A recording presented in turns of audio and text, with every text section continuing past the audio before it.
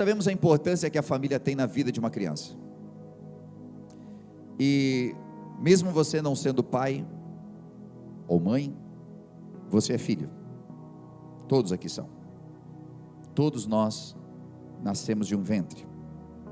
E sabemos que muitas coisas que nós vivenciamos, agimos, elas estão pautadas na maneira como nós fomos criados, na maneira como nós fomos amados ou rejeitados, na maneira como foi exercida a paternidade sobre a nossa vida. E quando eu olho para a palavra de Deus, eu vejo que o primeiro homem a tornar-se pai foi Adão.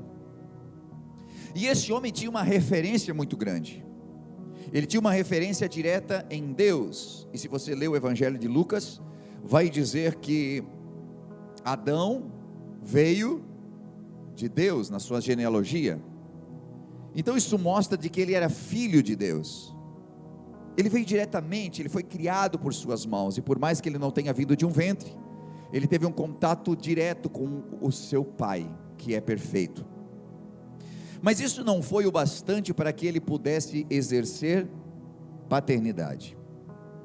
E nós vemos que seu filho, e o seu filho, segundo aquilo que cremos, depois do jardim do Éden, Caim, tornou-se um assassino, assassinando inclusive o seu irmão. Quem falhou? E nós às vezes atribuímos isso totalmente à paternidade, que o pai falhou. Mas quando nós olhamos para a Bíblia, nós entendemos de que cada ser humano é responsável por seus atos, e cada ser humano é responsável em colocar em prática aquilo que aprendeu. Não temos dados na Bíblia para dizer que Adão o ensinou da maneira correta, porque pode ser que não. Pode ser que numa frustração de ter pecado, de ter errado, Adão agora vivencia a dor da culpa e não consegue dar atenção aos seus filhos, e então acontece o que aconteceu. Mas tudo isso é conjectura, não sabemos. O fato é de que fica muito claro de que um pai tendo um encontro com Deus não significa que o filho vai ter um encontro com Deus. Apesar da Bíblia dizer e nos instruir que devemos cuidar das crianças no caminho em que devem andar, ainda assim em algum momento ela terá uma decisão. Por isso até que nós não batizamos a criança, porque não temos como forçá-la dentro de um evangelho. Nós as abençoamos e cuidamos delas, para que elas possam de alguma forma caminhar na bênção e tomar a sua decisão própria. Veja que se a gente começa a acompanhar a Bíblia, vão demorar 7 gerações para que a gente veja um pai abençoando seu filho. E está registrado no livro de Gênesis, no capítulo de número 5, versículo 28 e 29. E neste momento eu vejo um pai abençoando seu filho. Aos 182 anos, Lameque gerou um filho, e deu-lhe o nome de Noé, e disse: ele nos aliviará do nosso trabalho e do sofrimento de nossas mãos, causados pela terra, que o Senhor amaldiçoou. A terra foi maldita por causa do homem, do pecado, e esse povo já vivia de uma maneira muito mal. A violência havia se multiplicado já, os povos se afastaram de Deus. Mas então quando Lameque, aos 182 anos, e nem vou entrar nessa questão da idade aqui, mas ele pega o seu filho no colo, ele poderia dizer assim: meu Deus, é mais um para sofrer nessa vida, porque é isso que alguns pais fazem. Mas ele pega o seu filho e diz: esse aqui vai nos aliviar do nosso sofrimento. Como alguém que diz assim: Deus vai usar esse menino, esse menino será uma bênção, ele vai ser um diferencial nessa geração. E se você ler a história de Noé, você vai ver que foi o homem que, quando Deus procurou um justo na terra, Deus encontrou Noé. E aqui eu quero que você entenda a importância de abençoar os seus filhos. Você não vai impedir que eles errem, você não vai impedir. Porém, a tua palavra tem muito poder sobre a vida deles. Quando Deus procurou um justo, Ele encontrou aquele a quem o Pai abençoou. As palavras de um pai têm muito poder. Nós devemos tomar cuidado como pais, e aqui entre as mães também, porque suas palavras exercem poder sobre seus filhos. E desde os nossos antepassados havia um adágio popular que dizia assim, ó: praga de mãe pega. Era uma forma, talvez até vulgar, de dizer uma verdade, porque o poder que a mãe tem, o poder que o pai tem sobre o seu filho é muito forte. Alguns estudos, hoje você pode encontrá-los até na internet, mostram que grande parte daqueles que entram para a vida do crime não tem a presença do pai na sua vida. Quanto mais uma bênção do seu pai sobre a sua vida. E nós estamos aqui hoje, e nós estamos à mercê de cada um dos perfis que eu quero colocar aqui hoje de paternidade. Pode ser que você viveu isso, pode ser que você esteja vivendo isso. Noé recebeu do seu pai uma bênção, ele caminhou nessa bênção, ele foi abençoado por Deus, e a Bíblia vai nos dizer que ele constrói uma arca, e ele é o começo de uma nova geração, e quando ele sai da arca, a Bíblia vai dizer categoricamente, e Deus abençoou a Noé e aos seus filhos. Assim como Deus havia abençoado Adão, ele começa tudo de novo, abençoando Noé e seus filhos. Todavia, quando a gente continua lendo a palavra, naquele capítulo 9 de Gênesis, Deus começa dizendo, e abençoou a Noé e a seus filhos. No final do capítulo 9, está Noé amaldiçoando seu neto. Olha como aquele que recebe a bênção, se não cuidar, pode transformar a bênção em maldição. Eu estou colocando aqui a vulnerabilidade do ser humano. Esse ser que às vezes nós queremos dizer, não, eu estou em Cristo aqui, nova criatura sou, coisas velhas se passaram, tudo se fez novo. Isso é um versículo bíblico muito bom, deve ser vivido. Todavia, se nós não cuidarmos, Noé recebe uma bênção, ele sai dali, a Bíblia diz que ele planta uma vinha, e ele colhe da sua vinha, e ele faz um bom vinho, e aquilo fermentou, e aí ele enche o caneco, cai dentro da tenda. Seu filho Cã vem e faz saber aos seus irmãos, e quando ele acorda, porque ele caiu nu naquela tenda, Sem e Jafé, que eram seus filhos mais velhos, vêm de costa para não ver o pai nu, cobrem ele. Quando ele acorda e sabe do que aconteceu, ele joga uma maldição sobre o seu neto Canaã. E aí há muitos caminhos para nós interpretarmos essa palavra, mas não é o foco hoje, talvez em um outro momento, talvez num grupo de estudos. O fato é, de que ele recebeu bênçãos do seu pai, recebeu bênçãos de Deus, abençoou a humanidade de alguma forma, mas quando alguém errou com ele, ao invés de perdoar, Noé, um grande homem, amaldiçoou. Quando se faz um estudo sobre as gerações, se percebe de que Canaã tornou-se uma terra maldita, e que depois Deus, olha que tremendo isso, por mais que Noé amaldiçoou, Deus de alguma forma demonstra de que ele não é um Deus de maldição, mas ele é um Deus de bênção, porque o nome do neto que foi amaldiçoado, era Canaã.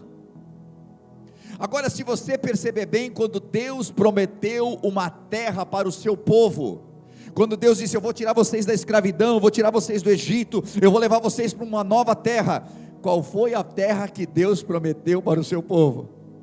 Canaã. Sabe o que isso significa? Significa dizer que não importa se alguém amaldiçoou você, se o teu pai te amaldiçoou, se a tua mãe, se teu avô, se teus tios amaldiçoaram e você viveu em maldição, quando Deus chega, Ele pega aquilo que é maldição e transforma em bênção. aleluia. Aquilo que o homem diz, maldito seja, Deus diz assim: eu vou levar vocês para uma terra que mana leite e mel. Tinha gigantes naquela terra, sim, aquela terra foi amaldiçoada, estava cheio de gigantes ali, o povo era mau, mas o que Deus fez foi tirar o que não prestava e edificar ali um novo lugar.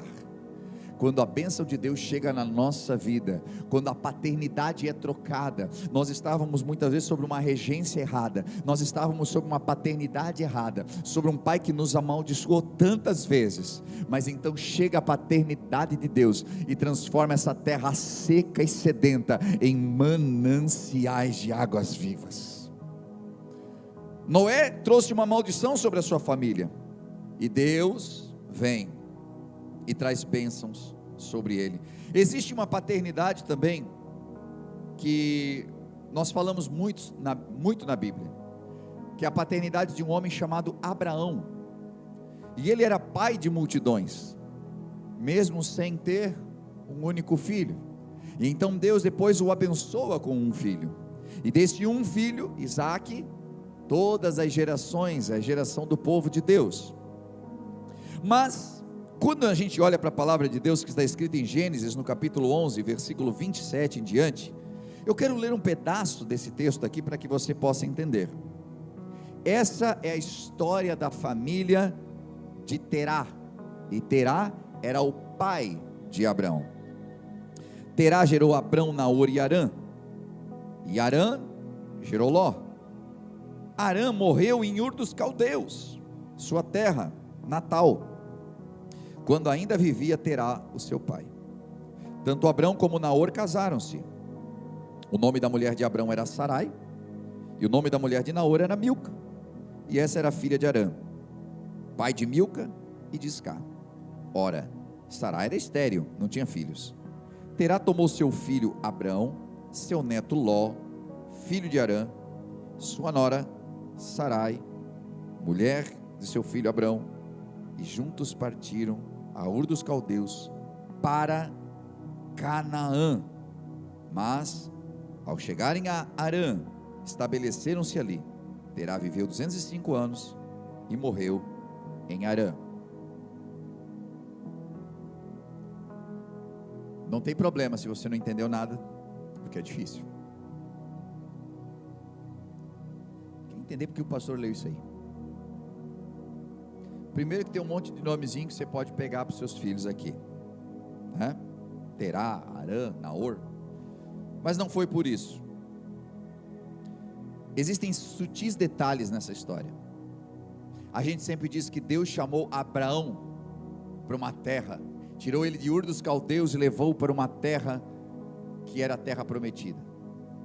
Só que aqui nesse texto a gente percebe que Deus não chamou Abraão, Deus chamou seu pai Terá. E Deus chamou esse homem, eu não sei se eu vou terminar a mensagem por completo, mas pegue o que você puder. Deus chamou esse homem no momento de muita dor dele, porque ele tinha 3 filhos, e um dos seus filhos morreu, e o nome do seu filho era Harã. Mas mediante aquela dor, ele sai de Ur dos Caldeus para ir para onde? Canaã.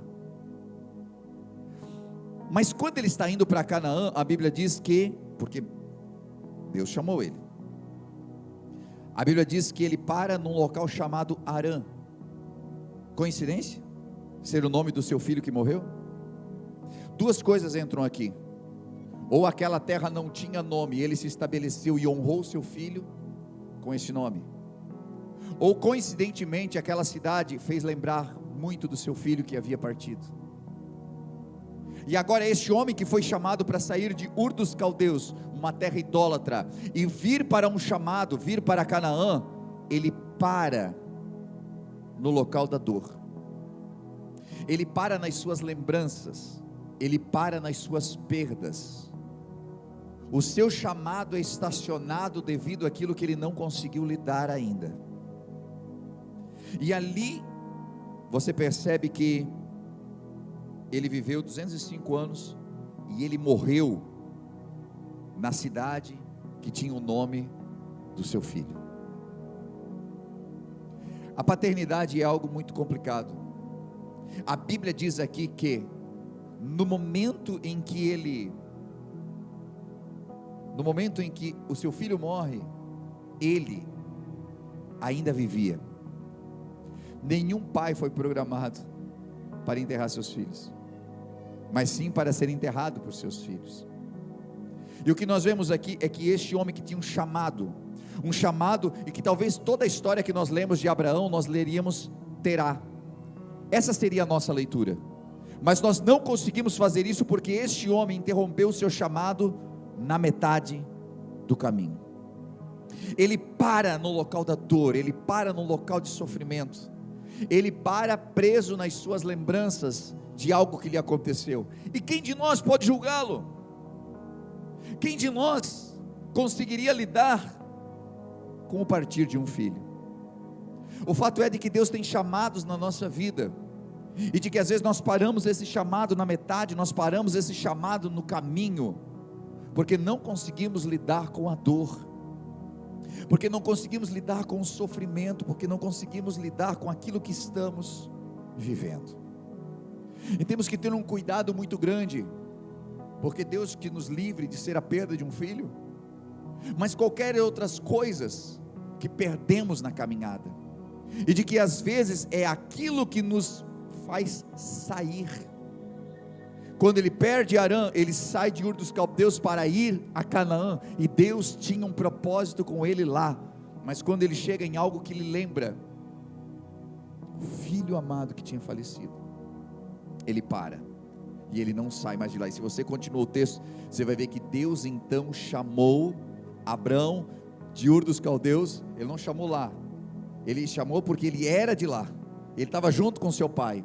O seu pai não conseguiu concluir o chamado, então ele chama seu filho e diz: vem, Abrão, mas sai do meio da tua parentela e vem para uma terra que eu te mostrarei. Por que tinha que sair do meio da parentela? Sai do meio da dor, sai do meio desse sofrimento, isso aí vai te contaminar também.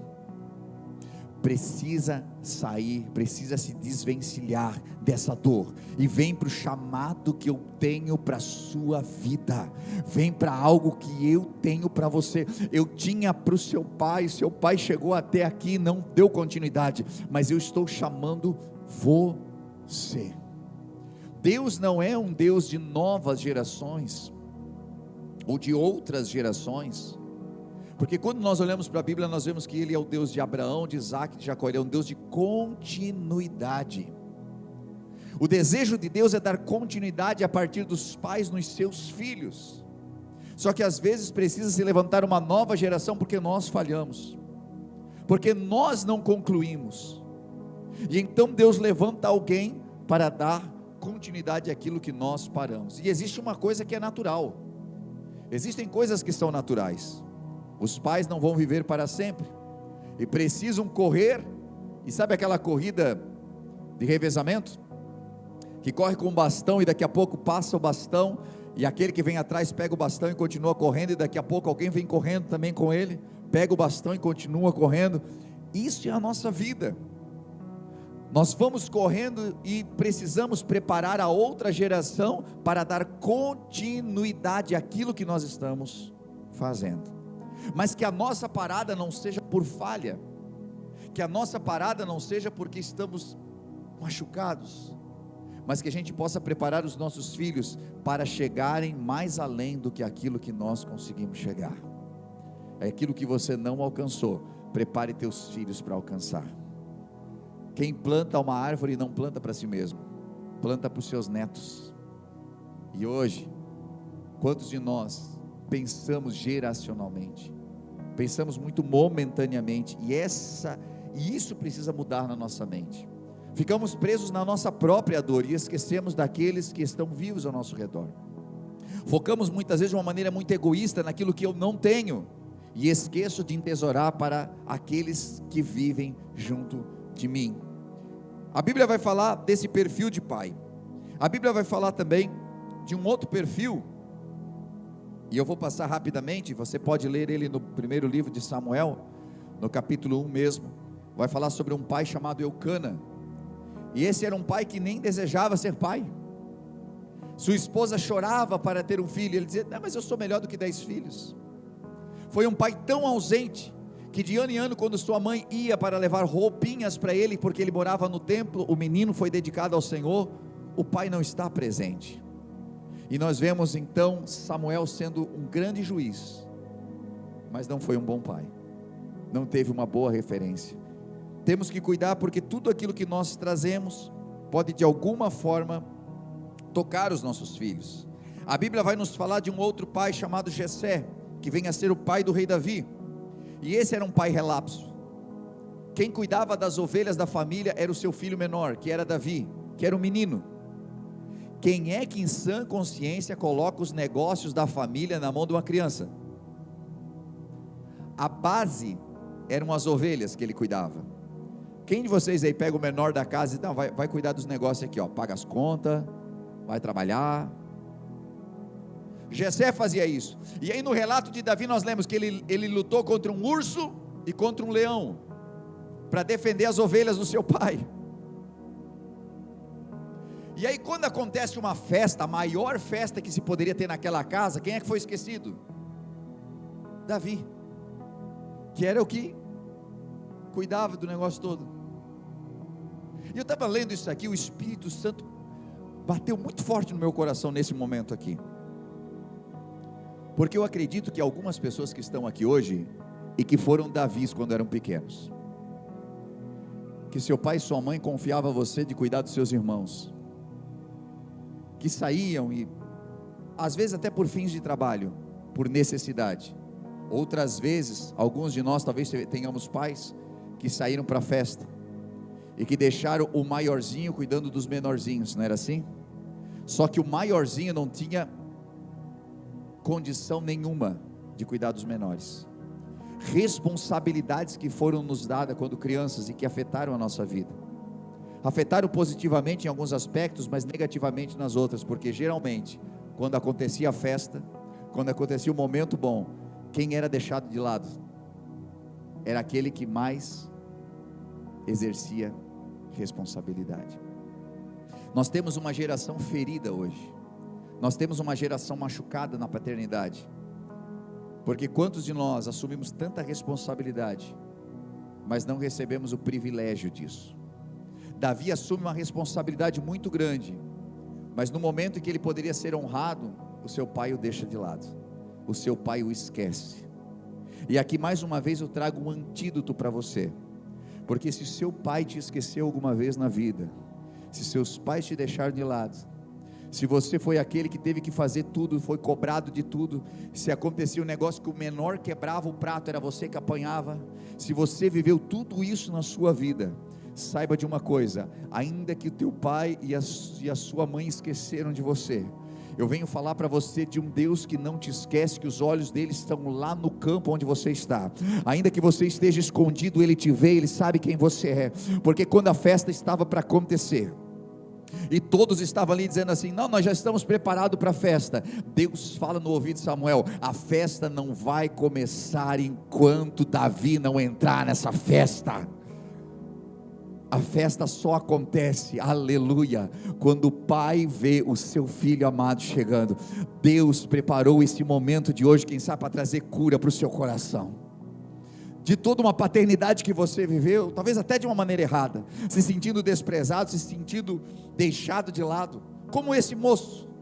Só que o pai, aleluia, preparou para ele um trono, e disse: meu filho, aquilo que tu fez lá no oculto, as ovelhinhas que você cuidou, tudo que você exerceu, hoje eu quero trazer a recompensa para você. E melhor é a recompensa de Deus do que a recompensa dos homens.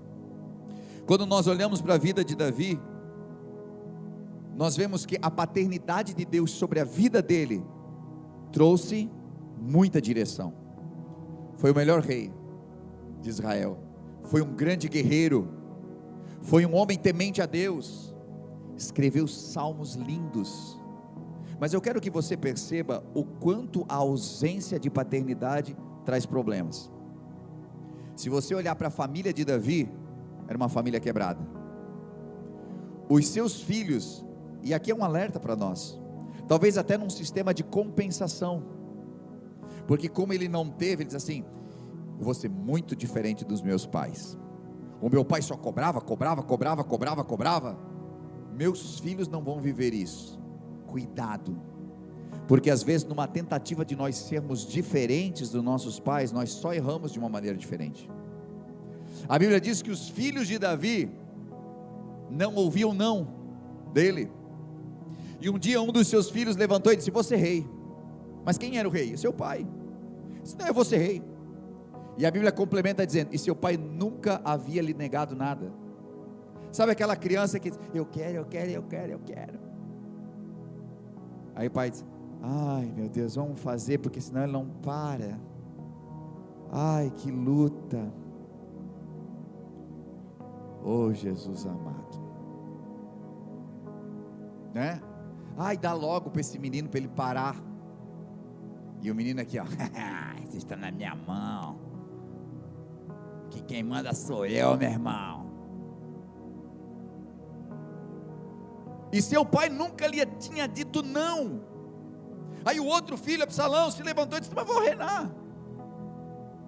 Aí um outro filho força sua meia-irmã, e Davi não fala nada.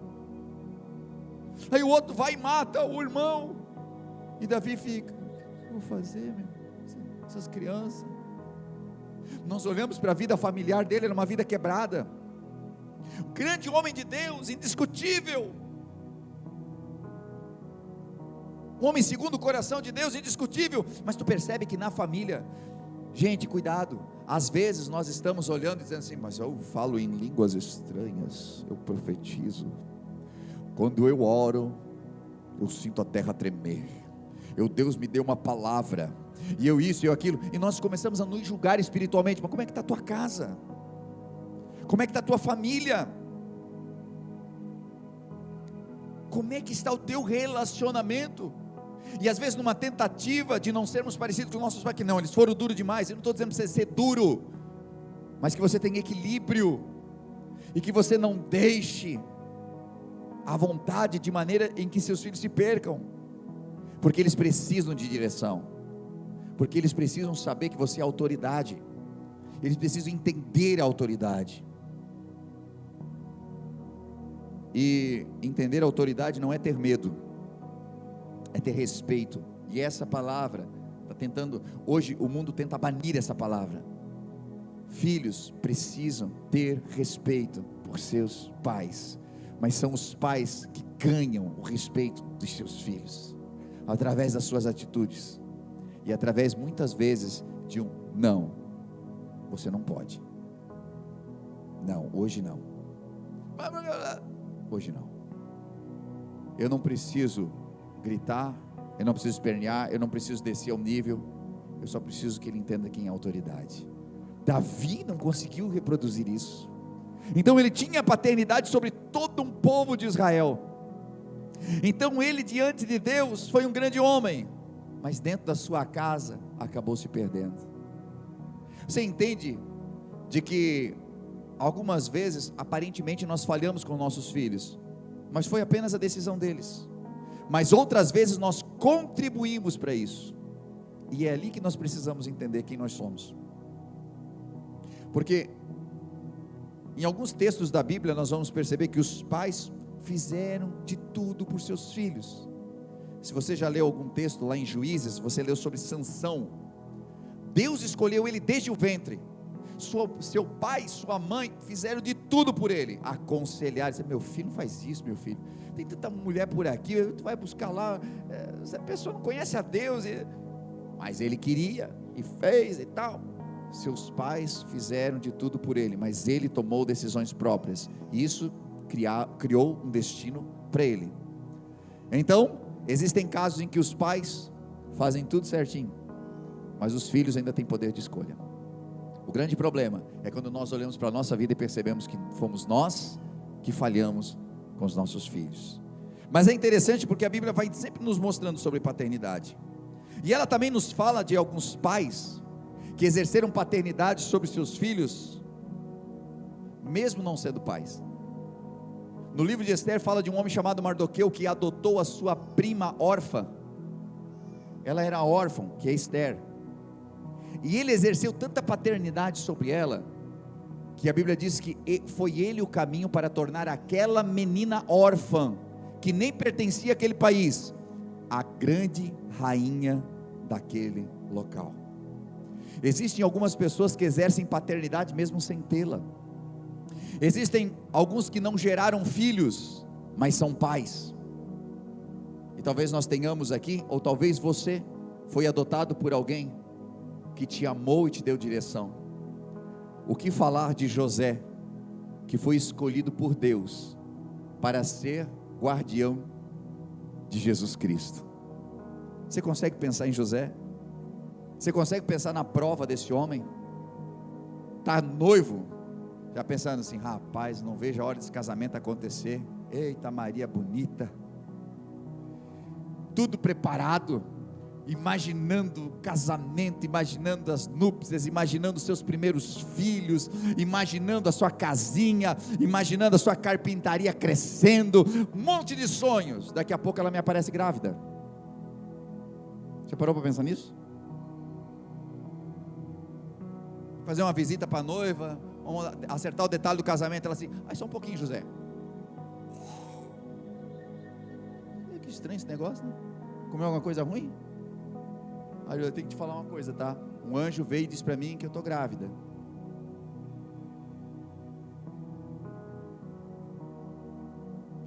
A casa cai, meu irmão.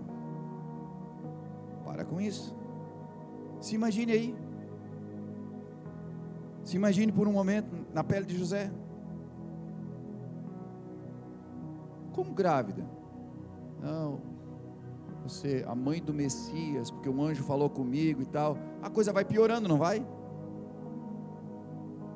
Sua esposa chega: não, amor, é que um anjo falou comigo.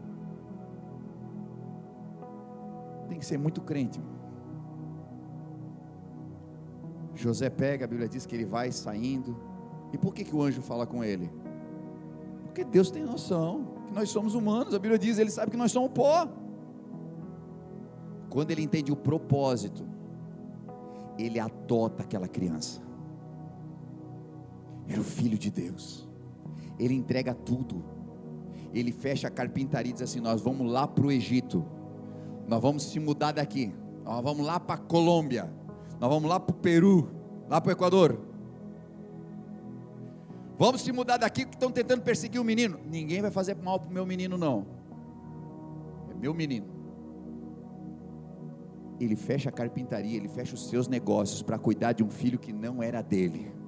E ele vai, passa os anos lá, eles voltam, porque a Bíblia diz, já não tinha mais ameaça para o menino. Qual foi a influência de José na vida de Jesus? Meu irmão, Jesus era conhecido como carpinteiro. Quem foi que ensinou ele?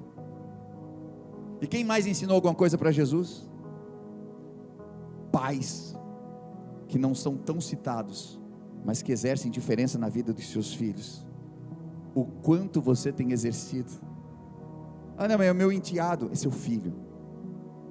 Nós adotamos, é seu filho. E se você é essa criança, ou se você é esse homem, e passou alguém pela sua vida, um padrasto, passou alguém pela sua vida, que te deixou valor, seja grato. Porque existem alguns pais adotivos que são mais pais do que pais naturais. E como isso acontece? Nós temos o poder quando nos é confiado um filho, e seja você mãe, seja você pai, quando nos é confiado uma criança que não veio de nós, é nos confiado algo muito especial, porque para dar continuidade à jornada de educação e à jornada de colocar bênçãos, foi escolhido você foi escolhido. E se essa criança veio cheia de maldições, e às vezes quantas mamães gerando, sabe, diz assim, eu não queria essa praga. Aí vem o pai e diz assim, isso aí não deve ser meu, isso é uma encrenca na minha vida. E a criança recebendo maldição, recebendo maldição, recebendo maldição. Essa criança veio para você, coloque as mãos nessa criança assim, Deus, obrigado pela vida deste bebê, porque ele é um presente na minha vida, e eu o abençoo. Eu o abençoo. quero caminhar aqui para o final. Alguns pais buscam a cura dos seus filhos. A Bíblia fala de um homem chamado Jairo, que foi até Jesus, vencendo todo o preconceito da época, e disse: vem na minha casa, é pela minha filha. Continue buscando a cura dos seus filhos, pais, não desistam. Continue buscando a solução para os seus filhos, não desistam. O caminho é vir até Jesus, porque Ele tem a solução para o seu filho, viu? Eu sei que a sociedade às vezes diz assim: acabou. Jairo veio trazer Jesus, e a Bíblia diz que quando ele estava no caminho, alguém chega assim: ei, não incomoda mais, morreu. Eu sei que algumas vezes nós estamos buscando alguém diz assim: esse aí não adianta mais, isso é caso perdido, isso aí não tem mais jeito. Mas se você foi até Jesus, Ele sempre tem uma palavra para ti, uma palavra que diz: não tenhas medo, acredita somente. Leva Jesus para a tua casa, que teu filho vai ressuscitar. Leva Jesus para a tua casa, que o milagre vai acontecer. Traz Jesus para a sua casa, como foi o caso de Jairo. Depois, se alguém precisar das referências, eu vou passar as referências para você. A Bíblia fala de um homem chamado Paulo, que não tem filhos, mas que chama toda uma geração de filhos. Chama Timóteo, seu obreiro de filhos, chama Tito de filho, chama a igreja. Vocês, assim como meus filhos, eu ainda sinto dores de parto por vocês. Existe uma paternidade que ela é espiritual, é quando você se liga a alguém, e você ora por aquela pessoa, e você abençoa aquela pessoa, e ela passa a se tornar teu filho, porque você espiritualmente está gerindo ela, está abençoando ela. Mas eu finalizo falando de que talvez uma das ilustrações mais lindas para nós entendermos paternidade seja a parábola que Jesus nos contou sobre o filho pródigo.